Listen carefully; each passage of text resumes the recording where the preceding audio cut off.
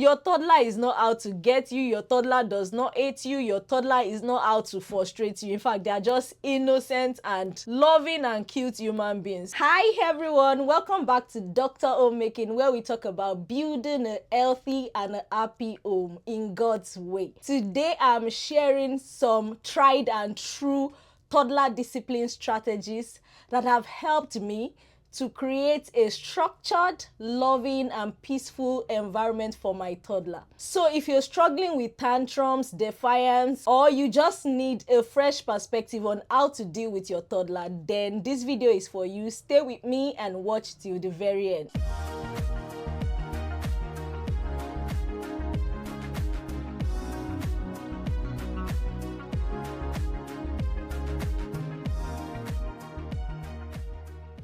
My name is Olufumi Odumuagun and I am a homemaker, and I share different kind of homemaking strategies that can allow you to build a loving and peaceful home yourself. So firstly, I would say the toddler stage is very critical and very important in child development.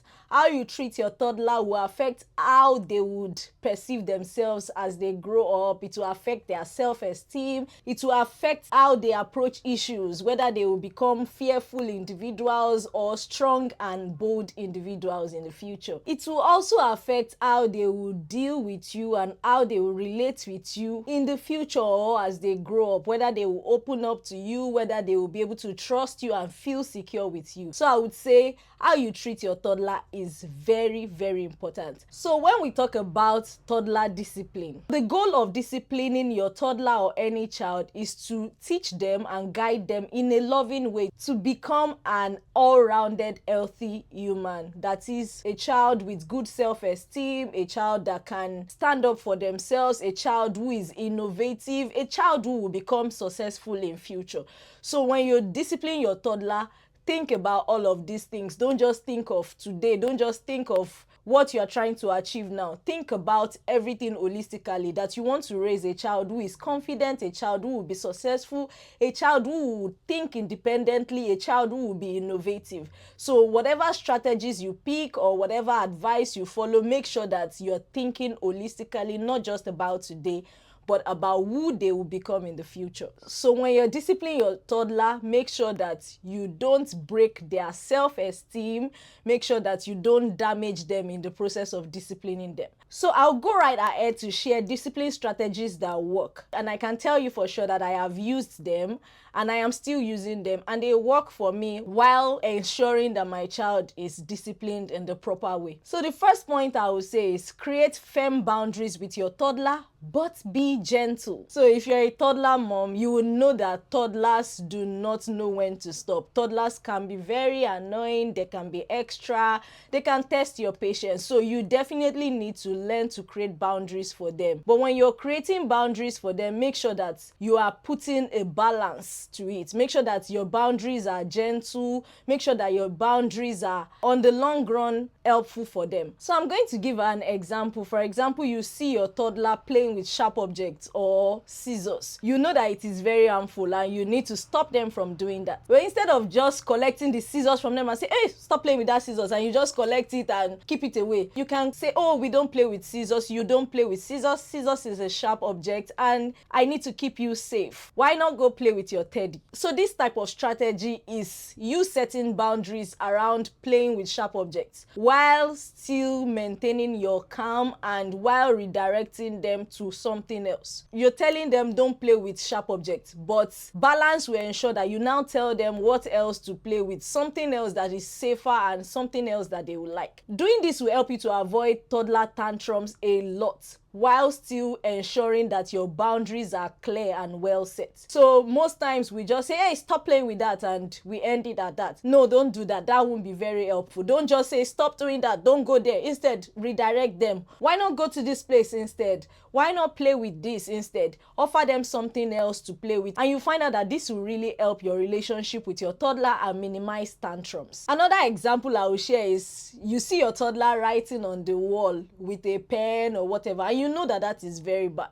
it is important that you set clear boundaries. Don't allow your toddler to keep doing what is wrong. So tell them, no, you don't write on the wall, you write on your book, you write in your coloring book. So you offer them a coloring book, offer them a book and a pen, and have them sit down and write. You will find out that it's easier to stop them from doing that thing and moving on to the right thing to do, instead of just breaking their will or their self-esteem or their joy at that point in time. The second thing I will talk about is consistency. When you're dealing with toddlers or kids generally, you need to stay consistent with whatever you say is wrong. Staying consistent will make a whole world of difference for you when dealing with your toddler. So when you say that playing with sharp objects is wrong, then stay with it. Stick with it every single time. Don't indulge them another day because you are tired or because you don't want tantrums, so you just leave them. That will mean every time you see your toddler and you maintain an eye contact with them doing that wrong thing, ensure that you say, no, that is not acceptable, don't do that. Can you drop the sharp object? Anything that you say is wrong, be consistent with it. If you say that watching TV beyond 1 hour is wrong for your toddler, or you have chosen that strategy for your toddler, then stick with it. Once it's 1 hour, you say, oh, you don't watch TV for more than 1 hour in a day, then you gently switch it off. Oh, mommy is going to switch off the TV right now, and then you switch it off and have them move on to something else that is more interesting. Like I said in the previous point, you still need to redirect them. Redirection works a whole lot for dealing with toddlers. You need to redirect them to something else or a better activity, but make sure that you are consistent. If you are inconsistent, it will confuse your toddler. A popular mistake that parents make is to use an unacceptable behavior as a reward for something good. So an example is, you have already established that it is wrong to play with sharp objects, for example, and then another time, because your baby is throwing tantrums and you want to please them or make them keep quiet, you now offer them that sharp object so that they can keep quiet. I'm just using sharp objects as an example. It could be anything that you have said is unacceptable.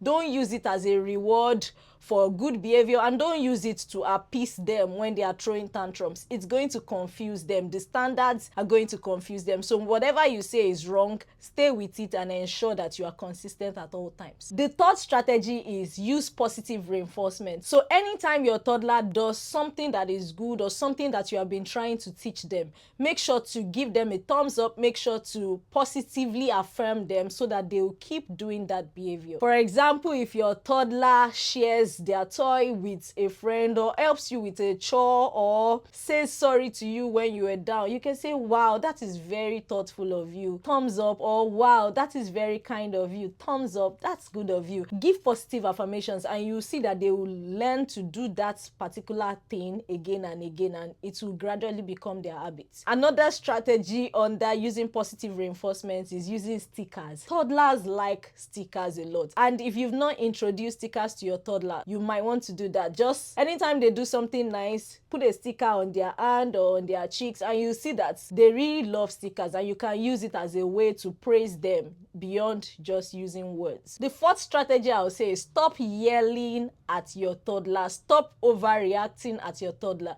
So when your toddler is doing something wrong or they're not doing what is right, don't yell. You don't have to yell. Trust me, you don't have to yell. You only need to keep saying what you're saying in your normal tone, but firmly and repeatedly until they hear you. So don't be tempted to shout at them at yell. So you can say something like, leave that place and move on to your playpen. I am saying leave that place and move on to your playpen. Can you hear me? I want you to listen. Leave that place and move to your playpen, instead of changing your tone and begin to shout or yell at them. When you insist on your boundaries, when you say the right things, they will eventually listen to you. Don't be tempted to yell at your children. When you yell at them, they end up not learning anything from that experience. They might listen to you out of fear or just do the next thing, but they will keep doing it again and again because they didn't learn what you were trying to communicate. But when you speak calmly and maybe even give reasons. Leave that place because it is dangerous for you to stay there. You could fall down there. Explaining to them in a calm tone helps them to process it and actually understand what you're trying to say. And by the time you do this repeatedly, they will eventually get what you're saying. But when you yell, they do not understand what you're saying. They're just listening or running out of impulse, and you're not teaching or training them that way. The fifth strategy is to teach your toddler natural consequences of their action. So whenever it is safe, allow your toddler to experience the natural consequence of their action. Stop shielding them from natural consequences.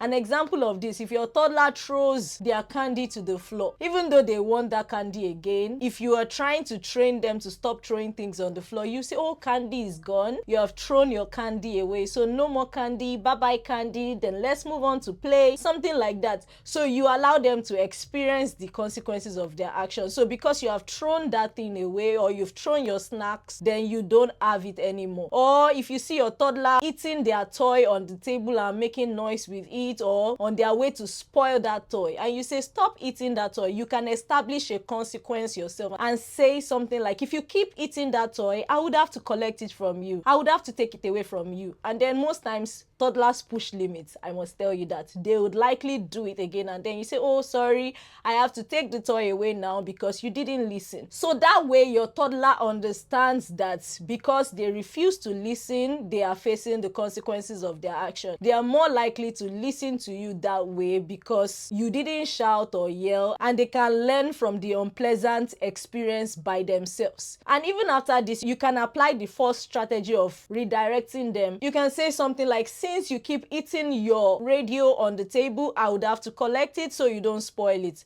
But you can go on and play with your teddy. Then you offer them something else and take that away. At that moment, it's an unpleasant experience for your toddler because they really want to play with that radio. They will learn the consequences of their action and learn to avoid inappropriate behavior. The sixth strategy is using timeout, but using it the appropriate way. So many people use timeout as punishment. That is, they lock their children somewhere else just because they want to punish their children. I would say that is a wrong way of using timeout.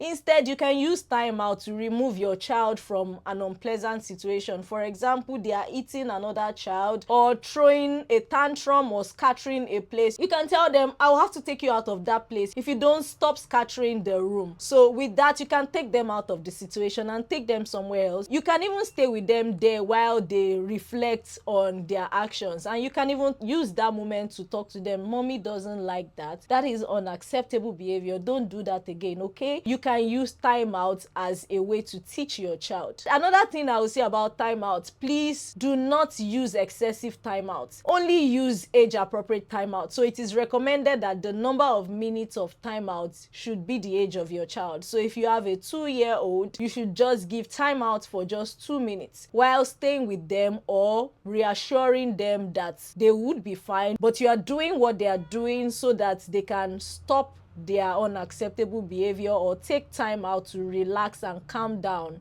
from the situation. The seventh strategy I'm going to say is understand the 3 P's of discipline. And the first P is practice. The second P is patience. And the third P is prayer. When you're dealing with your toddler, you need these 3 P's and you need to understand it. So you need to keep practicing all of these strategies that I have said in your own context. Keep doing it. Don't give up. When you keep doing it, you will start to see the effect. You will start to see that your toddler is not throwing tantrums as they used to. Then you also need to be patient. Understand that your toddler is not out to get you. Your toddler does not hate you. Your toddler is not out to frustrate you. In fact, they are just innocent and loving and cute human beings. So when you understand that, you will learn to be patient with them. You will learn not to be angry with them. And then the third P is to always pray. Pray for them all the time. Pray for them that they will turn out to be good. Pray for them that they will not experience tantrums. Another thing I want to say is when your toddler is throwing tantrums too frequently, you want to reflect deeply, especially if they don't do this all the time. You want to reflect deeply about the situation. They might actually be sick or going through some situations that they cannot express. So you want to reflect deeply and think about how you can help them and offer them love and care in these seasons. So those are my own go-to toddler discipline strategies. I'd like to hear in the comments how you have been able to deal with your own toddler, if you have one or if you have once had one. How were you able to discipline your toddler, and how were you able to keep correcting them without breaking them? I would love to hear from you. Please engage and put your comments in the comment section below. So we've come to an end of this conversation. Please kindly like this video, give us a thumbs up, and